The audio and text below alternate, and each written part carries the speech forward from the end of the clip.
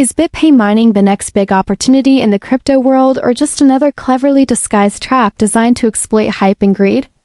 With flashy promises of earning cryptocurrency through quantitative trading and a daily click-a-button mechanism, Bitpay Mining markets itself as a revolutionary passive income tool, but does it actually deliver anything of real value?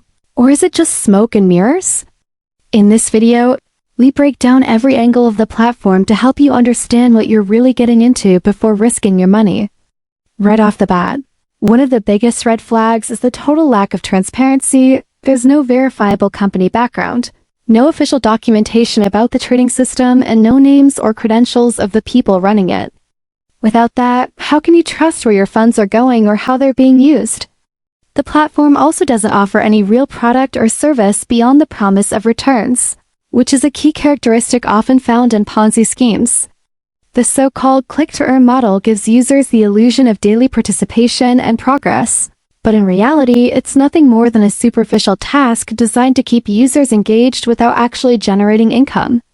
The returns being promised are wildly unrealistic compared to legitimate crypto investments or even traditional trading platforms, raising serious doubts about the sustainability of the entire operation. What's even more concerning is that Bitpay Mining seems to be following the exact same blueprint, used by numerous scam platforms that eventually collapsed, many of which left thousands of users with empty wallets and zero recourse. This doesn't automatically mean Bitpay Mining is a scam, but all these warning signs make it a high-risk gamble, especially for beginners who might be drawn in by the idea of fast, effortless crypto gains.